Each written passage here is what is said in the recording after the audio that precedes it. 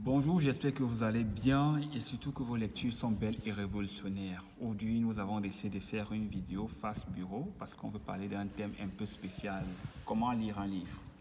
C'est vrai que c'est un thème un peu élémentaire, mais bon, c'est parce que les gens nous posent de temps en temps les questions sur les réseaux et en présentiel à la bibliothèque pour la conquête du monde. Quand on veut lire un livre, bien sûr, après avoir lu le titre, par exemple ici c'est de ses lèvres, une collection de notes autobiographiques sur le professeur Zacharias Staniford. La première chose quand je reçois mon livre, c'est de toujours lire la quatrième de couverture, même si c'est un livre que j'ai déjà lu plusieurs fois. Je lis la quatrième de couverture, c'est la première des choses. La deuxième chose, c'est que quand j'ouvre mon livre, je cherche à lire, j'arrive ici, je cherche à lire, je cherche, attendez que je pousse un tout petit peu, le titre original, c'est-à-dire que en quelle langue est-ce que le livre a été écrit? Par expérience, je me suis rendu compte que, bon, je ne sais pas si c'est le cas pour vous, parfois lorsqu'un livre est traduit, la traduction parfois est très loin de la version originale. Par exemple, bon, moi je lis en anglais et en français. Il y a certains livres que tu lis en français et tu lis le même livre en anglais, c'est deux choses totalement différentes. Bon, moi j'aime beaucoup savoir en quelle langue est-ce que l'auteur a écrit le livre dès le départ. En second lieu, j'aime toujours connaître la date d'édition du livre, c'est-à-dire que, en principe, en quelle année est-ce que l'auteur a écrit le livre. Pourquoi est-ce que c'est important de connaître en quelle année un auteur a écrit un livre? C'est que c'est possible que l'auteur écrive quelque chose aujourd'hui, 5 ou 10 ans plus tard, il se corrige, c'est-à-dire qu'il va te dire quelque chose dans un livre, et puis tu as l'impression qu'il se contredit, mais ce n'est pas le cas. Ça arrive souvent parce que peut-être il a évolué dans sa relation avec Dieu, il a fait du chemin, et il a eu de nouvelles lumières par rapport à ce qu'il savait. Donc pour moi, c'est très important de connaître en quelle année le livre en question a été écrit. Après avoir relevé ces informations, je lis toujours le sommaire ou bien la table de matière, de manière générale, pour savoir de quoi est-ce que parlera le livre. J'évalue mon livre comment? Si je prends mon livre et que je connais le nombre de pages, que je viens à la fin, par exemple, ce livre fait 449 pages. J'estime que je peux lire en moyenne 40 pages par jour. Donc, ce qui fait que ça me fera 10 jours pour finir le livre. Qu'est-ce que je fais? J'utilise un marque-page. C'est un marque-page. Bon, certains disent que c'est la boussole du lecteur. J'ouvre mon livre jusqu'à la page 40. Je mets mon marque-page là, sachant qu'aujourd'hui, je dois lire un minimum de 40 pages. Si tu n'as pas le temps, tu peux lire 15 minutes le matin, 15 minutes le soir. C'est-à-dire que la moitié, tu lis le matin, la moitié, tu lis le soir. Mais en divisant ton livre en beaucoup de petites portions, tu n'auras pas l'impression de lire un livre de 449 pages, ce qui fait que tu liras progressivement.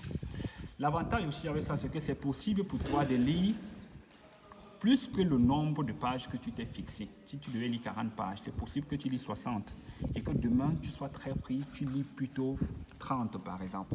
Ce qui fait que les jours où tu auras beaucoup lu, excusez pour la caméra qui bouge, les jours où tu auras beaucoup lu vont combler les jours où tu auras moins lu. Maintenant, quand on lit, comment est-ce qu'on prend les notes? D'abord, l'entête de ta fiche de lecture, tu l'as présentée ainsi. Tu vois le titre du livre, le nombre de pages, la date de publication, ici c'est 2018, excusez l'erreur, l'édition, ça c'est édition du livre chrétien. De l'autre côté, je mets le nom de l'auteur, je mets la série, c'est une biographie. Le début, j'ai commencé le livre par exemple le 4 mars 2024. La fin, la date à laquelle tu vas finir de lire le livre, tu marques. Pourquoi ces deux éléments sont importants pour moi? Ces deux éléments sont importants pour moi pour estimer à peu près en combien de temps est-ce que j'ai pu lire un livre. Et aussi ça, ces éléments sont importants. C'est bien de connaître l'édition.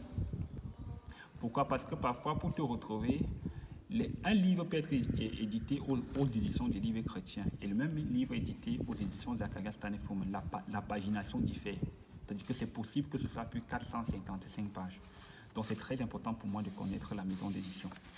Quand je décide donc de lire mes 40 pages par jour, certaines personnes préfèrent faire ainsi. Elles lisent 40 pages et c'est après avoir lu les 40 pages qu'elles s'asseyent, elles font un résumé de ce qu'elles ont compris, elles font une synthèse, elles font des sujets de prière et elles passent à une autre portion. Bon, ça c'est un avis. Et c'est l'avis que je vous conseille le plus, c'est-à-dire que tu lis tes 40 pages aujourd'hui, tu t'assois, tu te dis, bon, j'ai lu 40 pages, et puis quoi? Qu'est-ce que j'ai retenu? Qu'est-ce que j'ai tiré de ma lecture? tu fais un résumé de ce que tu as retenu et tu écris des sujets de prière. Là, c'est la première méthode que je vous propose. Bon, honnêtement, ce n'est pas la méthode que moi j'applique. Je préfère la deuxième méthode. Ma deuxième méthode, c'est que dans mon livre, je marche toujours avec des bouts de papier. Pourquoi? Parce que je note au fur et à mesure que je lis. Si je lis quelque chose qui me marque, j'écris sur ma fiche, entre guillemets, j'écris la citation, quoi. J'écris des sujets de prière en bas, je fais des commentaires. Ce qui fait que pour moi, ma fiche de lecture est progressive. Ce n'est pas quand je finis de lire le livre que je m'assois et que je fais un bilan. Donc, ce sont les deux manières de faire une fiche de lecture que je vous propose. Bien sûr, l'enquête sera la même que vous fassiez selon la méthode A ou selon la méthode B. Je ne sais pas si cette vidéo vous sera utile, mais de manière ramassée, je voulais vous montrer un peu comment est-ce qu'on lit un livre. C'est important parce que beaucoup de gens se découragent. Je n'ai pas de temps pour lire, le livre est tellement volumineux. Si tu lis 15 minutes le matin, 15 minutes le soir, ce qui est sûr, en un mois, tu auras lu au moins un livre. Et si le livre est volumineux, comme celui-ci, tu divises le nombre de pages par le nombre de jours que tu estimes que tu pourras finir. Si c'est 400 pages et que ta vitesse de lecture c'est de 10 pages par jour, décide de le lire en 40 jours. Ce qui fait que tu vas lire 10 pages par jour. Et si 10 pages par jour, pour toi c'est beaucoup, décide de lire 5 pages au matin, 5 pages au soir. La lecture, ce n'est pas forcément la vitesse. C'est un moyen pour rencontrer Dieu, au moins pourtant que la lecture de la littérature chrétienne est concernée. Je m'excuse d'avoir été si long. J'espère que la vidéo vous aura plu. N'hésitez pas de liker, commenter, partager. Et surtout de vous abonner si ce n'est pas encore fait. Et si vous voulez nous contacter, n'hésitez pas de nous écrire sur notre page Facebook Les Lectures de Nick, ou bien sur notre Bookstagram Les Lectures de Nick, ou bien contactez-nous via le numéro WhatsApp qui est en bas de description. En attendant la semaine prochaine pour une nouvelle vidéo, par la grâce de Dieu, que le Seigneur nous bénisse et surtout que nos lectures soient belles et révolutionnaires. Ciao, merci.